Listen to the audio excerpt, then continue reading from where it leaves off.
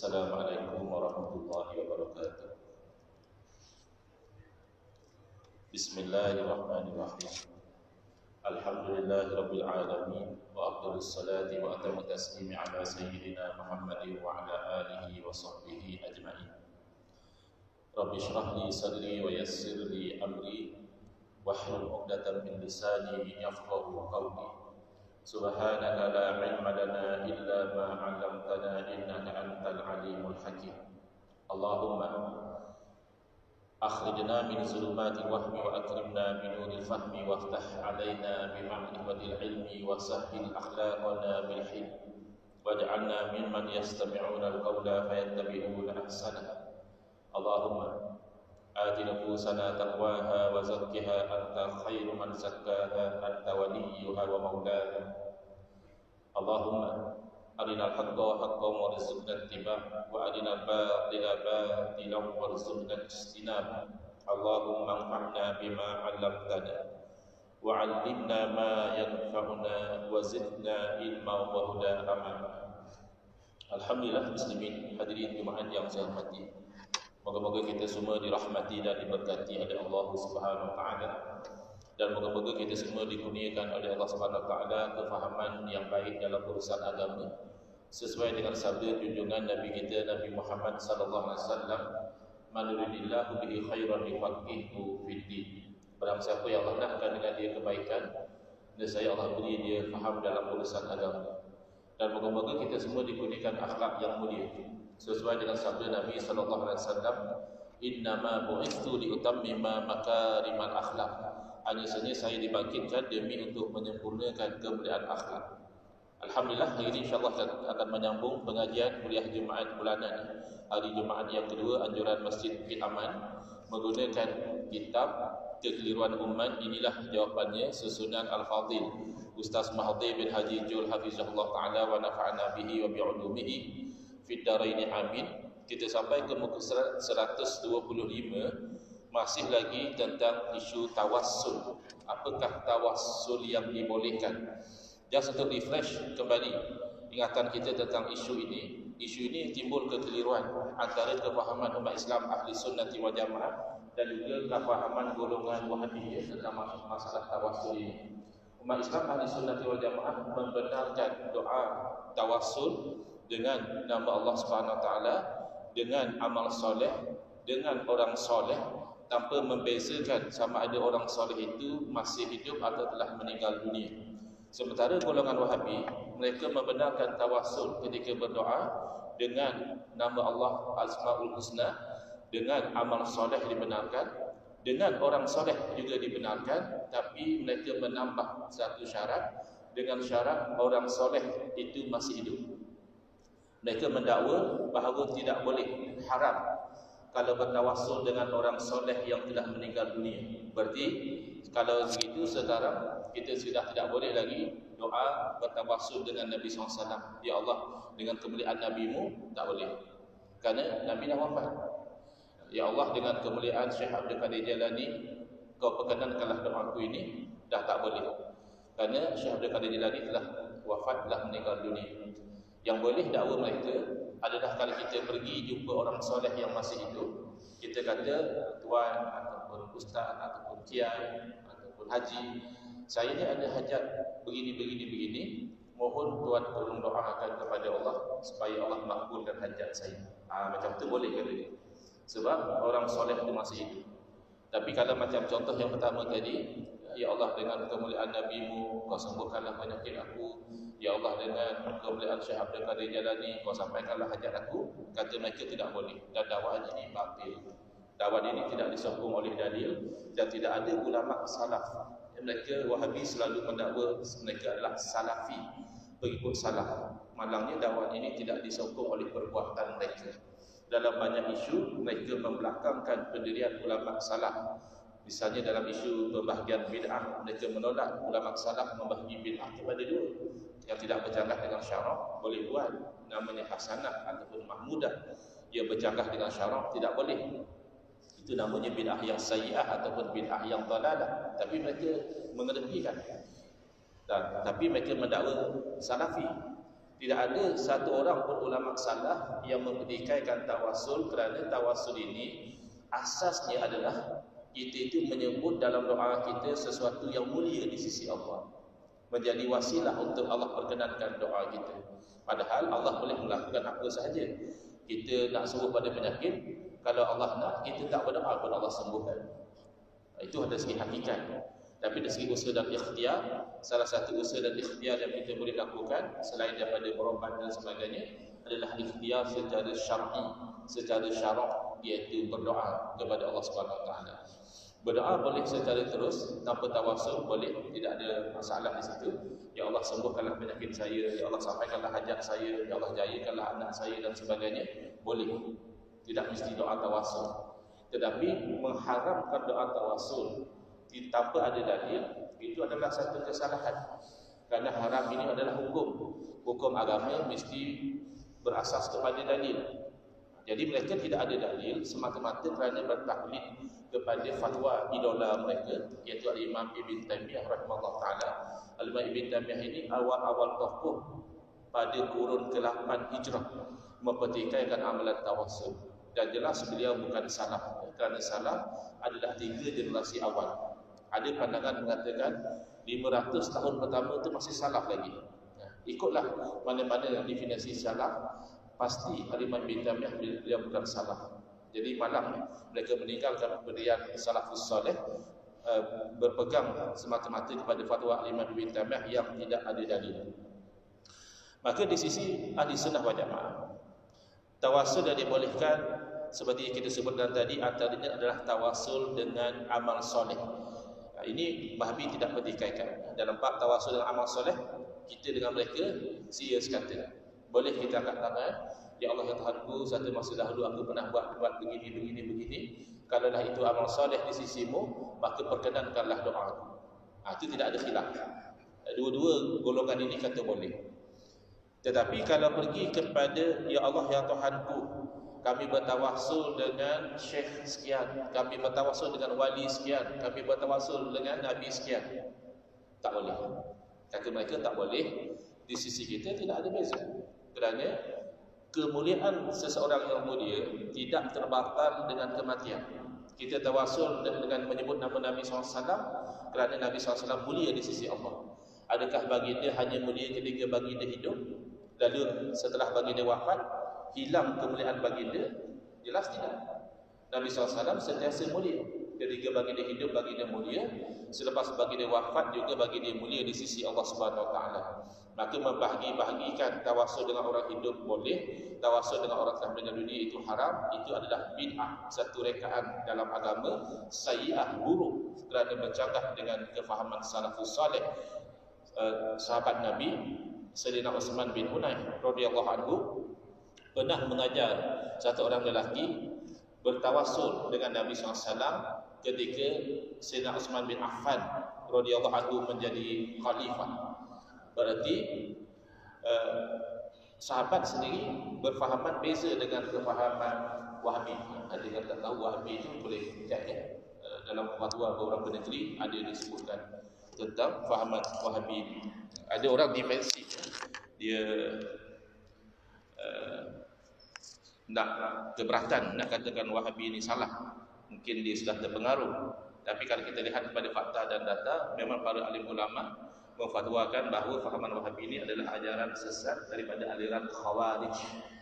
Ulama-ulama 4 mazhab mengkelaskan mereka sebagai aliran Khawarij, golongan yang bersikap takfir, mudah mengkafirkan umat Islam yang berbeza pandangan dengan mereka. Salah satunya isu inilah. Isu tawasul ini sebahagian mengatakan haram, sebahagian mereka mengatakan syirik. Ini tidak benar. Kerana sesuatu yang syirik dilakukan ketika orang hidup, orang mati tidak ada beza. Kerana syirik itu berarti menuhankan selain daripada Allah. Kalau tawasul dengan orang mati itu syirik, berarti tawasul dengan orang mati adalah menuhankan orang mati. Kalau begitu, tawasul dengan orang hidup adalah menuhankan orang hidup. Adakah boleh menuhankan orang hidup? Tak boleh. Tak ada beza. Syirik tidak membezakan hidup atau mati. Asalkan menuhankan selain daripada Allah, itu haram. Itu menjadi kufur. Jadi tawasul dengan amal soleh tidak ada pertikaian, seperti kisah 3 orang yang terperangkap di dalam gua kerana pintu gua tersebut tertutup dengan batu besar, yang akhirnya masing-masing angkat tangan berdoa dan masing-masing bertawasul dengan amal soleh masing-masing. Jadi tawasul dengan amal soleh tidak ada pertikaian. Yang kedua adalah tawasul dengan para wali dan orang-orang soleh.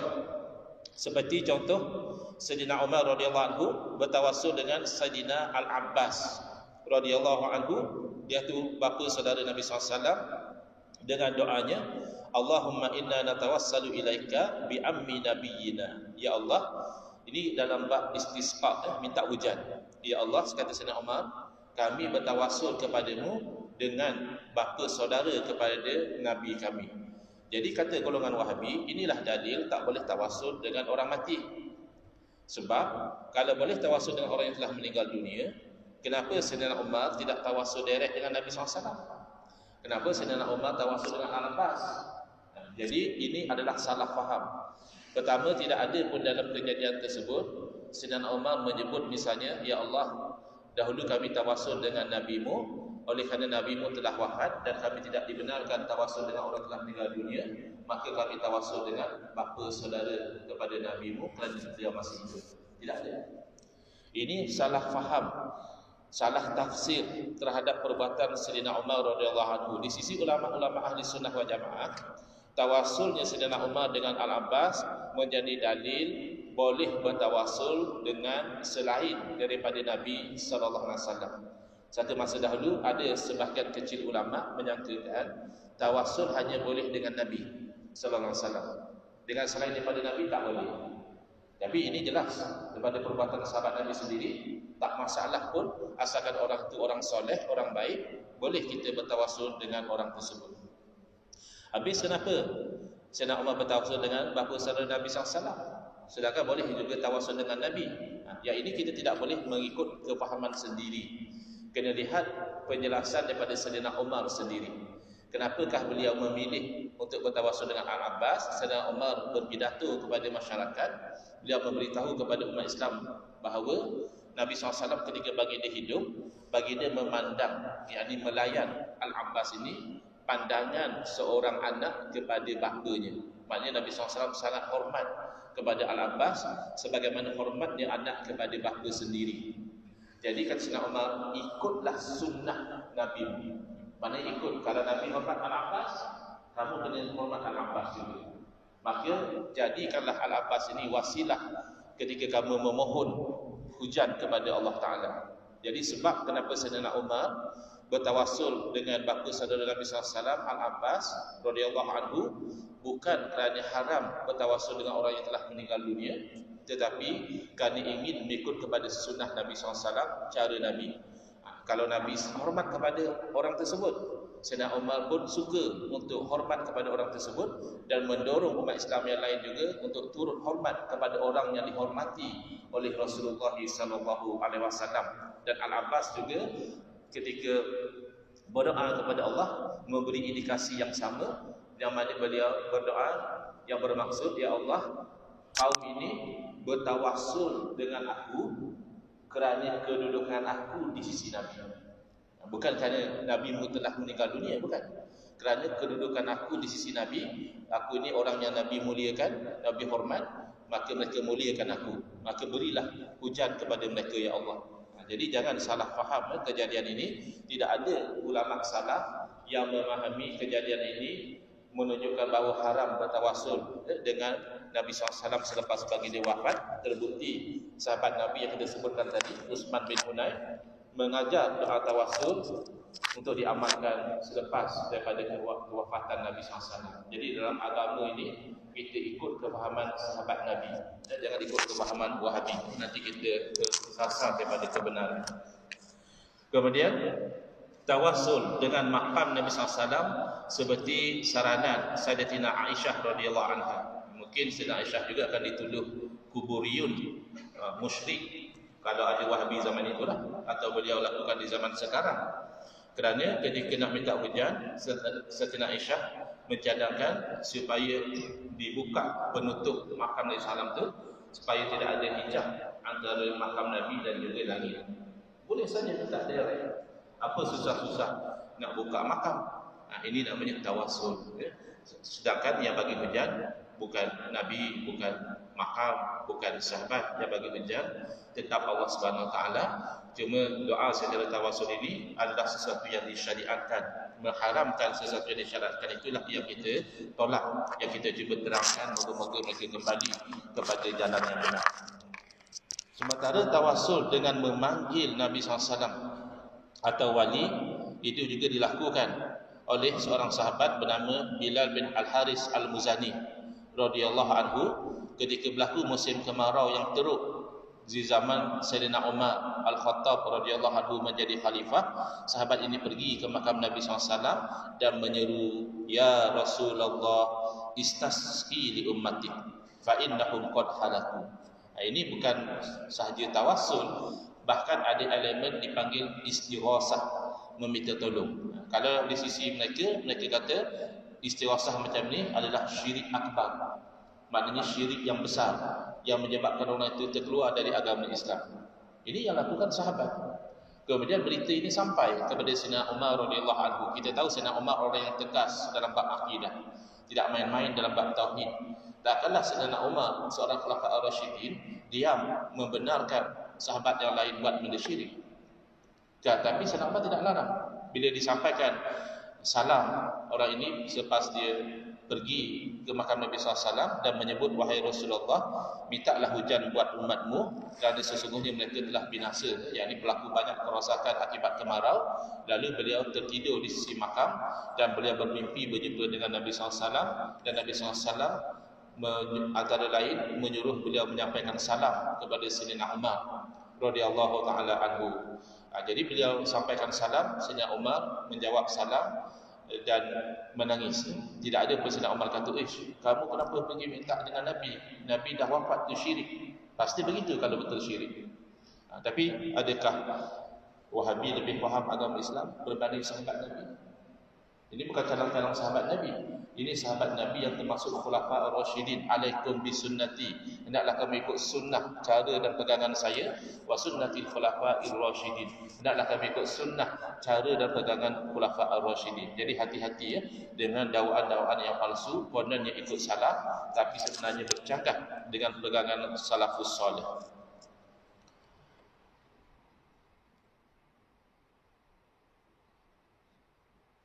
Jadi apa yang dilakukan oleh Bilal bin Al-Haris Al-Muzani ini sama sekali tidak dibantah oleh Sayyidina Umar radhiyallahu anhu dan tidak dibantah oleh para sahabat yang lain. Jadi ini telah menjadi ijma' sukuti, menjadi kesepakatan secara implied consensus, kerana masyarakat zaman sahabat ini kecil. Kalaulah satu perkara itu haram, pasti akan ada orang yang bangkit melarang. Ini semua sahabat diam, tidak ada satu pun yang melarang perbuatan tersebut. Maka larangan tawassul dengan orang yang telah meninggal dunia ini adalah satu perkara yang melanggar ijma' para sahabat radhiyallahu anhum ajma'in. Kemudian meminta tolong kepada makhluk ini adalah asbab semata-mata, cause and effect, usaha dan ikhtiar. Wajib kita iktikad pertolongan yang sebenar adalah daripada Allah Subhanahu wa taala. Adapun minta tolong kepada makhluk hanya usaha dan ikhtiar semata-mata, seperti riwayat daripada Utbah bin Ghazwan radhiyallahu anhu bahawa Nabi SAW bersabda yang bermaksud, jika salah seorang di antara kamu kehilangan sesuatu, dia berada di padang pasir katakan, tidak ada orang, dia hilang binatang kenderaan dia, atau hilang sesuatu barang, atau dia perlukan pertolongan, sedangkan dia berada di satu tempat yang tidak ada penghuni, hendaklah dia mengatakan, "Wahai hamba-hamba Allah, tolonglah aku." Kerana sesungguhnya Allah mempunyai hamba-hamba yang kita tidak dapat lihat, dan amalan ini telah dicuba dan didapati datang pertolongan. Jadi kenapa tidak minta dengan Allah direct? Jadi mereka yang tak faham, dia kata, "Ni ustaz tak faham ke? Iyyaka na'budu wa iyyaka nasta'in. Hanya akan dikau kami sembah dan hanya akan dikau kami minta pertolongan."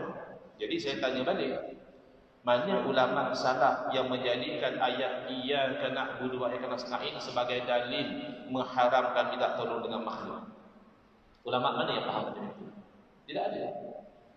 Iyyaka na'budu wa iyyaka nasta'in itu hakikat. Hakikatnya apa saja, kita mungkin zahirnya minta tolong dengan kawan, minta tolong dengan menteri, minta tolong dengan ketua kampung, minta tolong dengan polis, minta tolong dengan bomber, itu zahir. Hakikat pertolongan daripada Allah. Seluruh manusia nak tolong kita pun tidak akan mampu kalau Allah tidak izinkan. Seluruh manusia nak mudaratkan kita pun tidak akan mampu kecuali dengan izin Allah Subhanahu wa taala. Jadi kena faham bahawa minta tolong dengan makhluk tidak syirik, ia hanya daripada sudut usaha dan ikhtiar, sebab dan musabbab. Next insya-Allah kita sekarang ni waktu Jumaat masuk awal, jam 1 tepat sudah masuk waktu solat Jumaat. Jadi saya hentikan dahulu huraian kitab ini. InsyaAllah pada kuliah yang akan datang kita akan sentuh di muka surat 127 secara lebih spesifik pandangan para ulama tentang amalan bertawassul dengan menyebut nama orang yang telah meninggal dunia. Wallahu a'lam. Bismillahirrahmanirrahim. Alhamdulillahirabbil alamin, wassalatu wassalamu ala asyrafil anbiya'i wal mursalin wa ala alihi wa sahbihi ajma'in. Allahumma shrah sudurana wa ahsin akhlaqana wa azim ujurana wa nawwir qulubana bi nuri hidayatika kama nataqadha bi nuri syamsika abadan abada. Allahumma qulna min dhillil ma'siyati ila izzi ta'ati ya arhamar rahimin. Wa sallallahu ala sayidina Muhammadin wa ala alihi wa sahbihi wasallam. Walhamdulillahirabbil alamin. Amin ya rabbal alamin. Wa